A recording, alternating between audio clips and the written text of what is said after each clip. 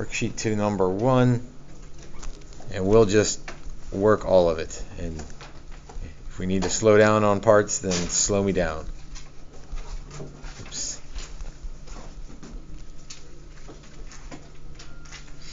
Okay, a particle moves along a horizontal line. Its position is given by this formula, and we're in meters and seconds. Find the instantaneous velocity. Okay, well that should be easy. Velocity is derivative of position, and that's just a polynomial, so I can do this. Negative 3t squared plus 14t minus 14. Got it. And when t equals 2. So we'll plug in 2.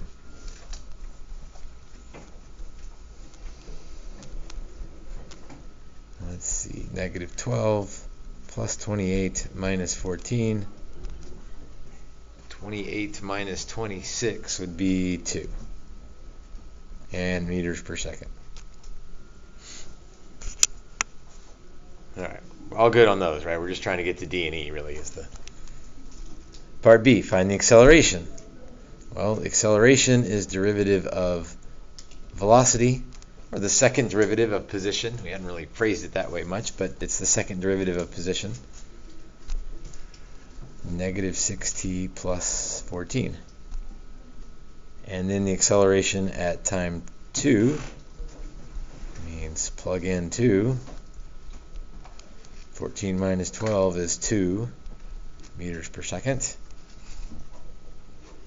Part C, when is the particle at rest? Moving to the right, moving to the left. Okay, all those are kind of related things, because rest is when v equals 0. Here's justifying right here. Right would be when v is greater than 0, and left would be when v is less than 0. So we've already justified our answers. So let's find equal to 0.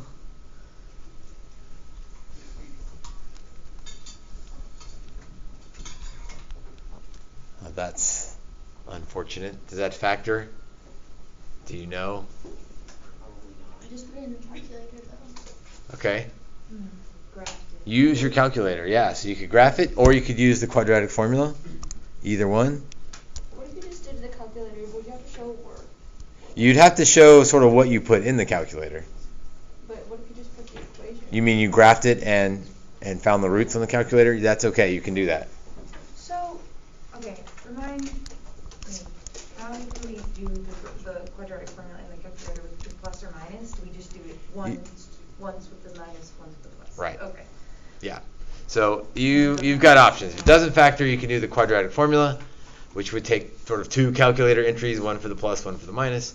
Or you could graph the velocity and find the places where it's equal to 0. Let's see. Okay, so it's got 2 zeros. So you're right about the calculator. You can just say from the calculator. Second calc 0.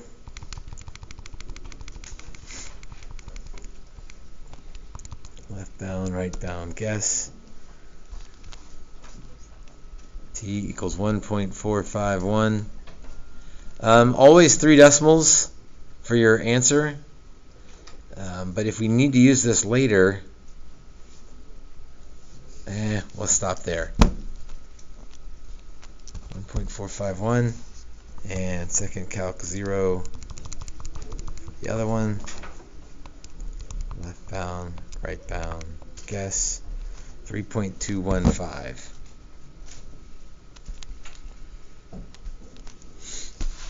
So you're right. You don't really have to show work if you use in the calculator.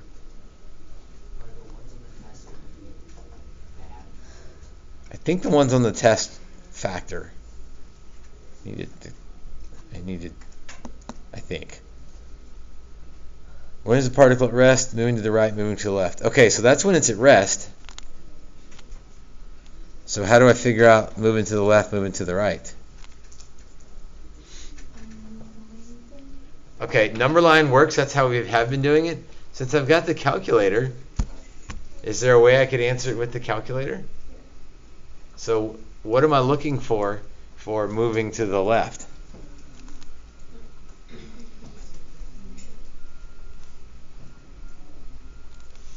And from the graph, that would be from 0 to 1.451 and 3.215 to infinity. I kind of don't need to do the number line because, or this is sort of a number line. It's negative here, it's positive here, it's negative over here. So if you draw the number line, that's fine, but it's like you've already got the work done for you. So if you've got the calculator, use it. And then moves right when v is greater than 0. So from the graph, that's 1.451 to 3.215. Why is it from 0 to 1.45? Because Negative infinity. it tells us that for time greater than 0.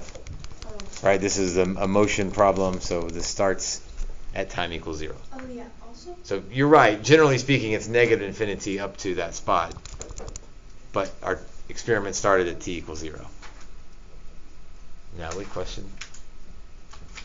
On the answer for that one, when we're moving left, it was a bracket, then a 0. Why was that? Okay. Most of the time, AP doesn't really specify because books teach it differently. I think because if you plugged in 0, you would get a negative number for velocity.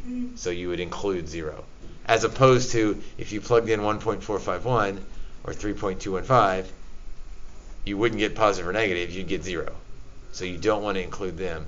But because if you plug in 0, it's negative, you would include it. Okay.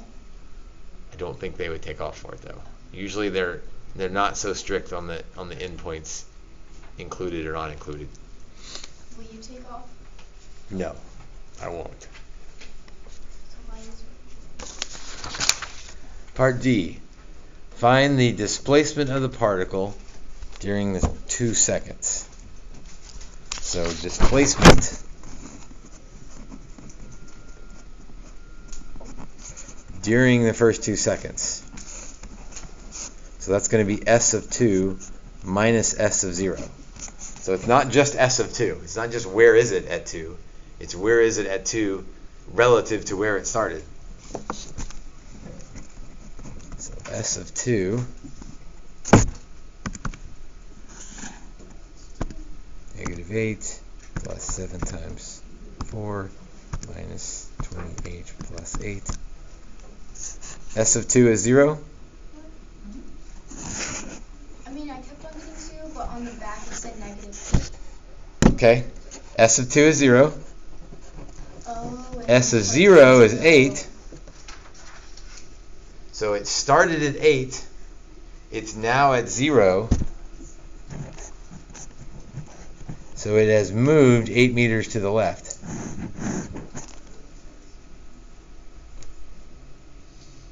So this one did not start at 0. That's what makes this one a little bit weird. But I'm glad you asked that one because I'm pretty sure one on the test doesn't start at 0. And so that's a place where people mess up. Find the total distance traveled by the particle during the first 2 seconds.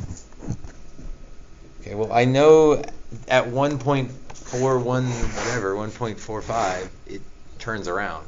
So I need distance from 0 to 1.45 and distance from 1.45 to 2. And so your question about do I need to draw a motion diagram, it's helpful, but you don't have to. How do you know for part D if it didn't start at 0?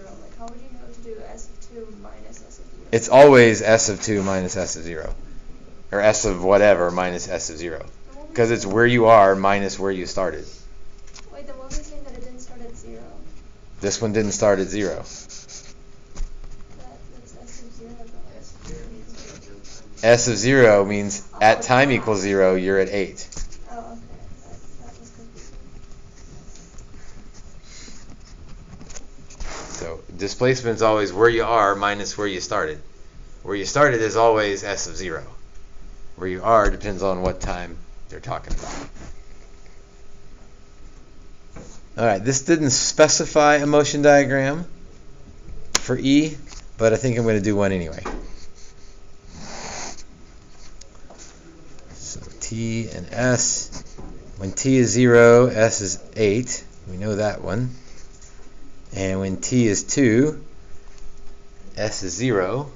Found those. And the only other point we're concerned with is 1.451.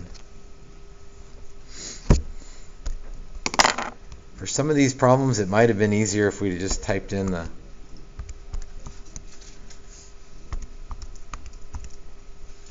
position equation from the get-go, because then it's a little easier to evaluate it at a bunch of places.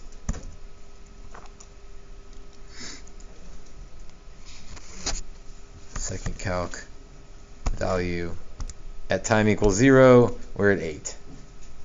At time equals 2, we're at 0. And at time equals 1.451, we're at negative 0.631.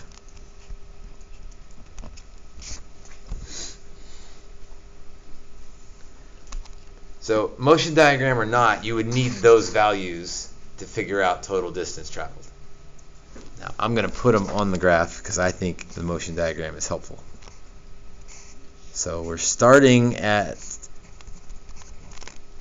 when t equals 0, we're over at s equals 8. It moves left first, and it gets all the way back to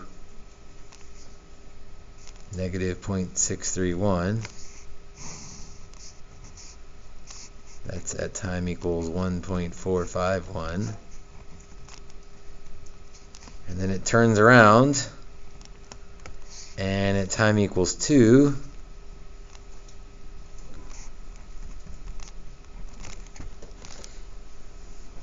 we're at 0. And that's all we care about for this question. Right? If we wanted to keep going, we'd need to figure out where it was at 3 seconds, and then it would turn around again. But for this question, all I care about is this information. So let's see. Adding up all the pieces, it travels 8, and then it travels 0.631, and then it travels 0.631 again to get back to 0. In fact, as a safe stop, that's a pretty good safe stop because it's pretty clear where the pieces come from. 0.631 times 2. Of course, if we want to check with the back, 9.262, which is what we get on the back, meters.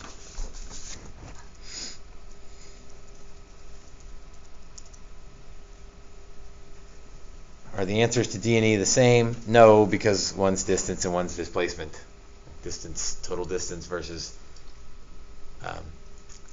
distance depends on the path you take. Displacement is just where you started minus where you end. I guess that's kind of a hard thing to explain, but you would not have to explain something like that. All right, speeding up, slowing down. Do we need to do that one? Yes. Okay. So speeding up. So what am I looking for if we're speeding up? Okay, yeah, when A and V have the same signs. A and V, same signs. Slowing down. And again, I'm doing the thing where I kind of justify my answer first because it helps me figure out what to look for. Slowing down would be when A and V have opposite signs.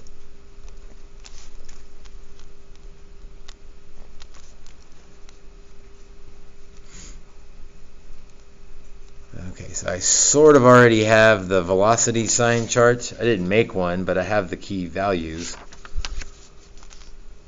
1.451, 3.215,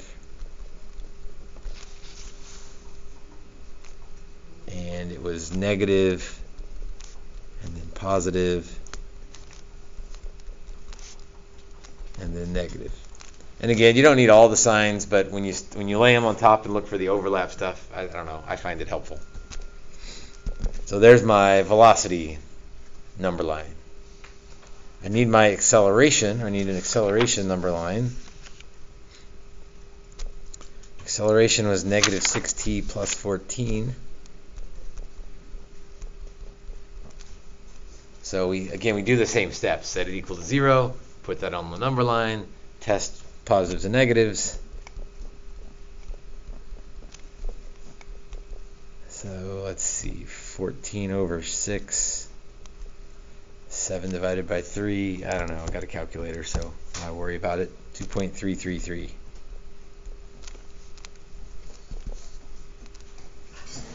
So my acceleration number line, and again, my scale doesn't have to be perfect, but I do want to put 2.33, in the right spot. Otherwise, I'm really going to get messed up. 2 is in between 1 and 3, so somewhere in there, 2.333. If I plug in t equals 3 or 4 or 5, I'm going to get a negative number. If I plug in 0 or 1 or 2, I get a positive number. And again, it's a little bit overkill maybe with all the pluses and minuses, but I do think that makes it easy to locate. So let's see, up to 1.451, they are fighting each other, so we're slowing down from 0 to 1.451. And then they match from 1.451 up to 2.333.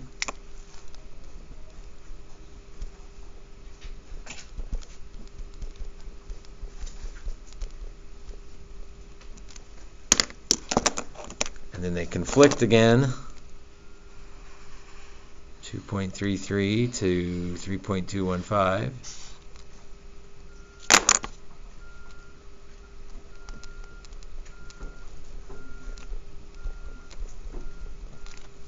And then they match again from 3.215 and on.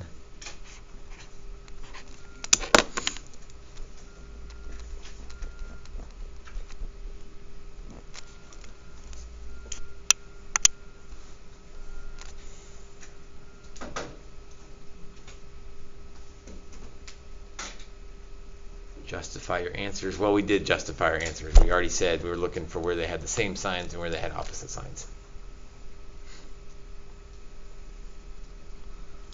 So yeah, 18 minutes on one question.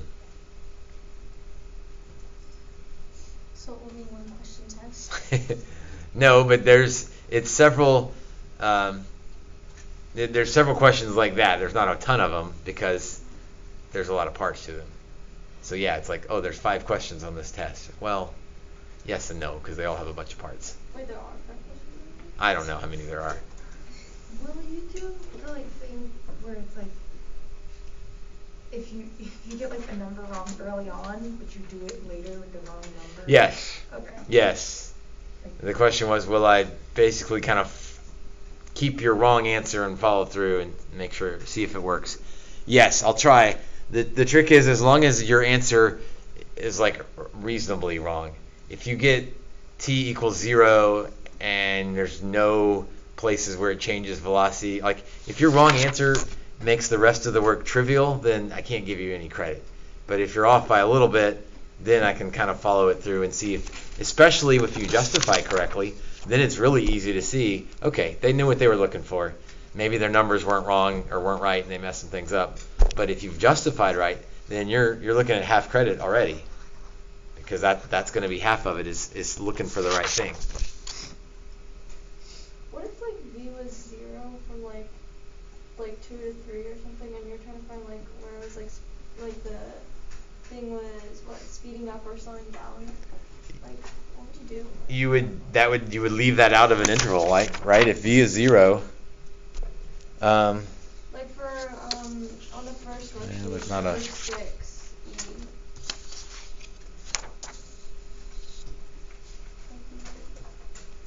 But that's always either speeding up or slowing down on that one, 6E. Connor, did you have a question on this one? Okay. Anything else on number 1? So the question was if the velocity has a flat spot. So if it's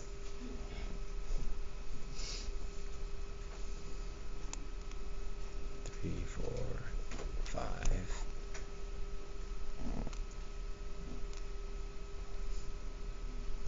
So let's say this is velocity time. Can you tell from that? You might be able to tell from this graph. When is it speeding up?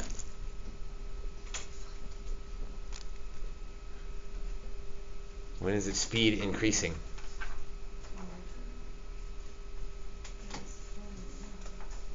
Well, so speeding up means velocity and acceleration have the same sign.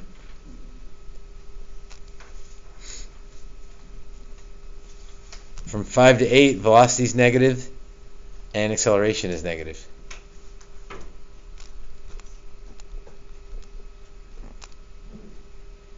You could also just say that your speed's going from 0 to negative 3, maybe. Whoops, wait a minute. Yeah, you're speeding up.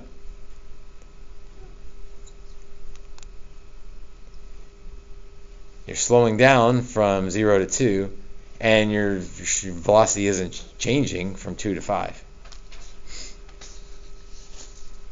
Oh, I see what you're looking at. This spot. Yep. That little piece, that's worksheet 1, number 6. That's neither speeding up nor slowing down, right? Because the velocity is not changing.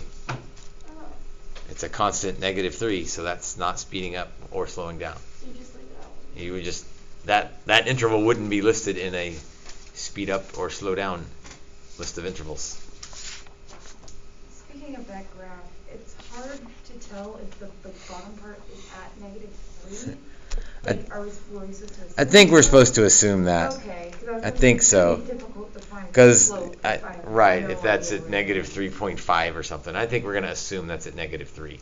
Okay, so for the acceleration graphs, so for speed, you just split it back up so it's all positive. Correct. And then for acceleration, you just like whatever the slope is and put a line at that point. Correct. Okay.